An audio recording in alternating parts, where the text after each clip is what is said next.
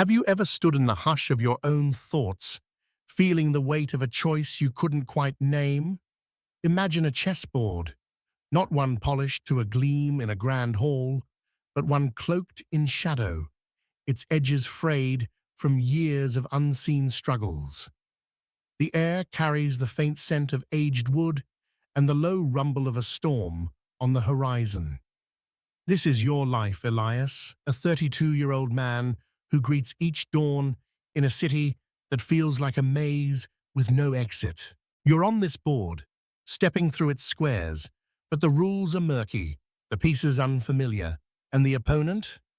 It might just be the reflection staring back at you. Elias grew up in a small town where life moved to the clang of his father's auto shop and the soft melodies his mother hummed over simmering pots. As a boy, he was always tucked into a corner with a book, dreaming of cities that shimmered with possibility. But dreams, like chess pieces, don't move on their own. Now, at 32, he's a mid-level manager in the city he once yearned for, yet he feels like he's sprinting on a treadmill. His days blur into emails, deadlines, and practiced smiles for co-workers who don't see the quiet burden he carries. He's playing a game, but is he a pawn, a knight, or the king? The question lingers, a subtle ache that trails him home each night. You, Elias, are caught in the whirlwind of appearing strong, of being the one who has it all figured out. You chase the trappings of success, a new pair of shoes, a tailored suit, the fleeting approval of a boss who barely knows your name. But in this pursuit, you've let something vital slip.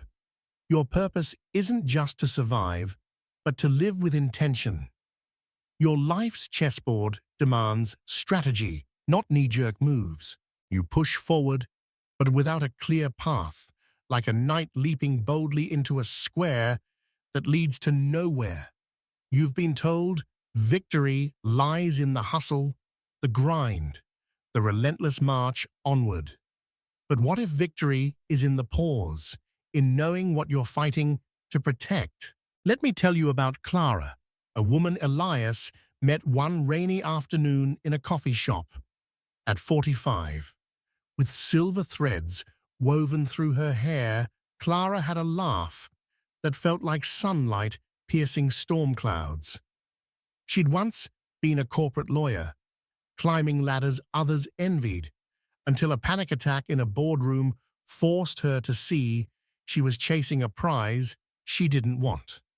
She left it all, moved to a coastal town, and now runs a bookstore where she hosts poetry nights under fairy lights. Over steaming mugs, Clara told Elias, "I spent years moving pieces I didn't understand. Then I realized the game isn't about winning. It's about guarding what keeps you whole." Her words hung in the air, a quiet truth Elias wasn't ready to embrace, but one that planted a seed. The stakes are high, Elias. Every choice, every late night at the office, every time you swallow your doubts to fit in, is a move on this board. You're not just playing for today, you're shaping the man you'll be at 40, at 50, at 70. Will you look back and see a life molded by fear or one carved by purpose? This game is silent, but it's yours to master. Picture waking to the soft glow of dawn, the city outside your window stirring with life, yet feeling like a stranger in your own body. Elias, you are the king of your board, not because of your job title or the likes on your latest post, but because without you, the game collapses. Your heartbeat, your racing thoughts, your searching soul, these are the lifeblood of your kingdom. Yet you've pinned your worth to fleeting things, a promotion, a compliment, a life that looks perfect on paper. You've forgotten that a king's power isn't in speed or strength, but in knowing who he is. Elias remembers his first big win at 25, landing a job that made his parents glow with pride. He celebrated with friends, glasses clinking in a rooftop bar, the city skyline sparkling like a vow. But later, alone in his apartment, the victory felt hollow.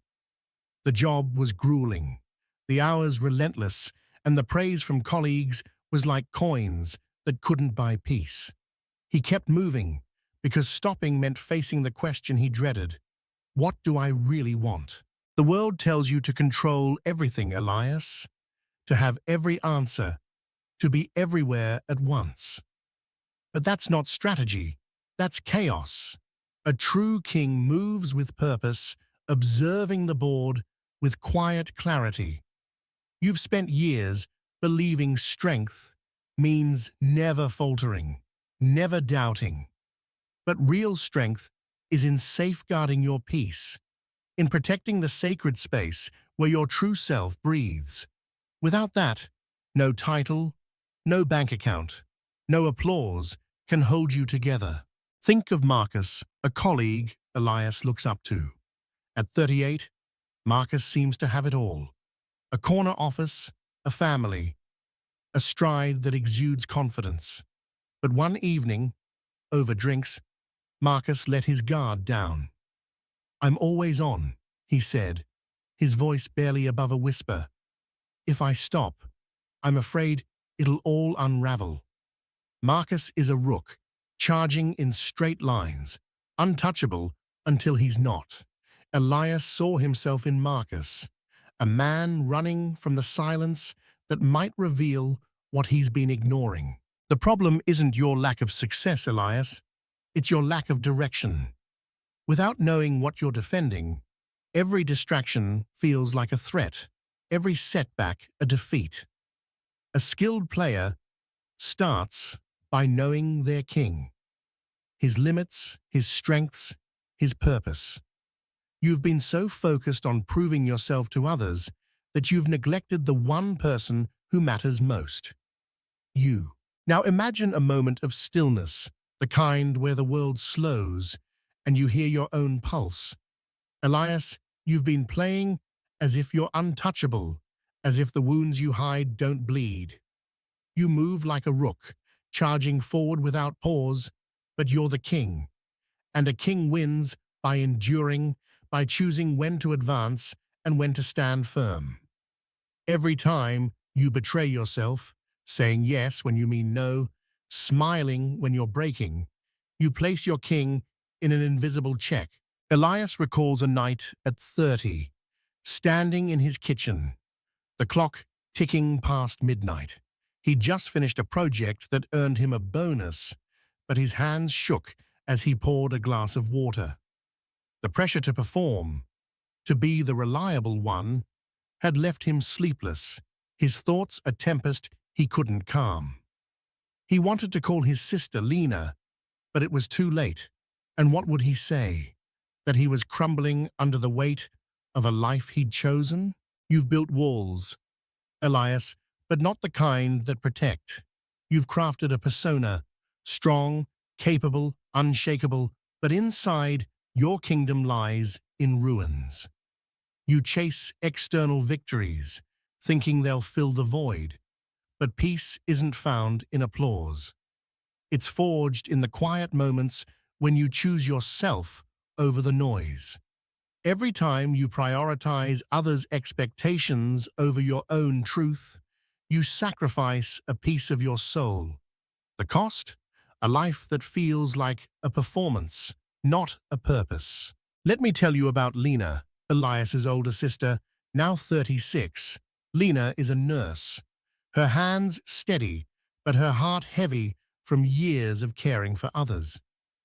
She once shared a story about a patient, an elderly man named Harold, who faced death with a smile. He wasn't rich or famous, Lena said, but he knew who he was. He spent his last days telling stories, not chasing regrets. Lena's words struck Elias like a bell, a reminder that the game isn't about how many pieces you control, but how well you protect what matters. The real game, Elias, is within you. You don't need to master others. You need to master yourself. What are you willing to sacrifice, and what will you never let go? Until you answer that, every move is a gamble, every step a risk of losing what you can't afford to lose. The most dangerous opponent isn't across the board, Elias. It's the one inside you, the whisper that says you're not enough, the doubt that keeps you small. This inner saboteur doesn't shout, it murmurs, weaving into your thoughts until you mistake it for truth. It urges you to stay safe, to keep pretending, to follow the crowd. And you listen because it's familiar, because you've heard it since you were a boy in the schoolyard, hoping to be picked for the team. Elias remembers a moment at 15, trying out for the soccer team. He wasn't the fastest, but he practiced for weeks, his sneakers caked with mud from late-night drills. When he didn't make the cut, the coach's words cut deep. "You're just not built for this." That night, he lay awake, the whisper beginning, "You're not enough." It followed him through college, through job interviews, through relationships that faded because he couldn't believe someone could love him as he was. Now, at 32, that whisper is a roar, drowning out the voice that knows he's more. You've let this enemy inside, Elias, through unfiltered thoughts and unhealed wounds. It sabotages you, making you question every step, every dream. But you can change the message. Leadership begins when you lead your mind, when you silence fear and choose clarity. The world admires those who survive without losing themselves, who walk through chaos with a steady heart. Think of Amara, a friend Elias met at a book club. At 29, Amara is a graphic designer who left a toxic job to freelance.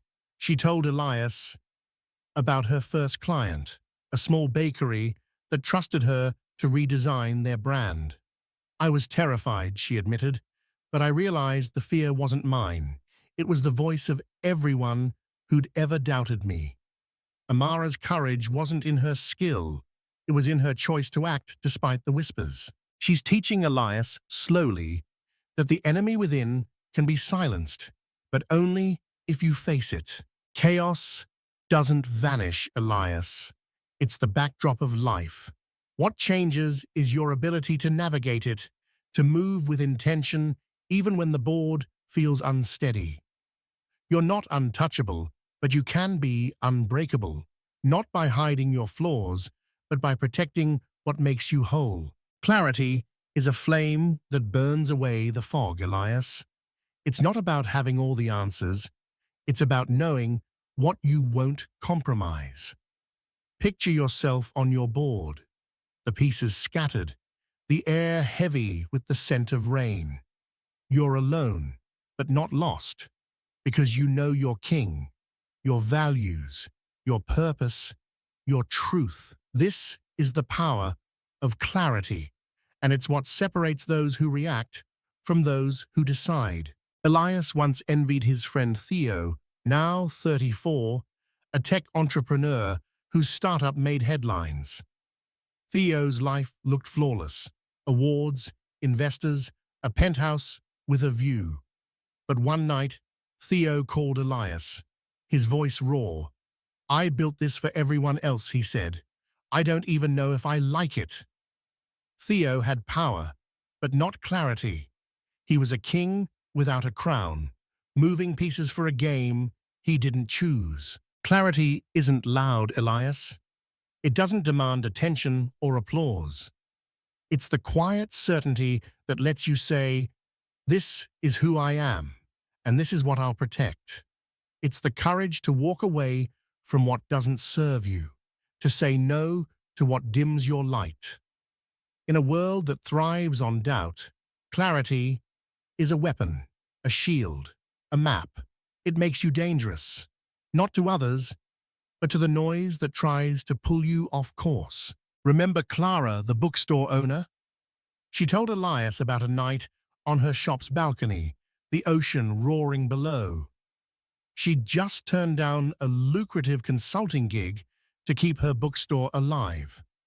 It wasn't about money, she said. It was about knowing what I'd lose if I said yes. Clara's clarity wasn't in her certainty, but in her willingness to choose her truth over temptation. She's a beacon for Elias, showing him that clarity is built, not found. You're at a crossroads, Elias. You can keep moving by reflex, letting fear fill the empty spaces, or you can choose clarity. It starts with a single question. What am I defending? Your mental health, your integrity, your dreams. These are your kingdom. Protect them, not because you're weak, but because you're essential. And when you do, the board will feel less like a battlefield and more like a path. The sun dips low, painting the sky with streaks of amber and violet. And Elias stands on his apartment balcony. The cities hum a distant lullaby. He's 32, but the weight of his choices feels ancient, as if he's been playing this game since the stars were born. The chessboard of his life isn't just a game, it's a kingdom, one he's only beginning to claim. To build it, he must tend to what's within, nurturing the soil of his mind and heart with the care a gardener gives to fragile blooms. Elias thinks of his childhood friend, Nora, now 33, who recently returned to their hometown. Nora was once a journalist, chasing stories across continents. Her bylines in magazines Elias could only dream of reading.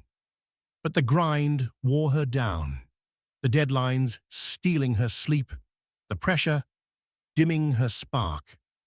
One evening, over a video call, Nora shared her new life.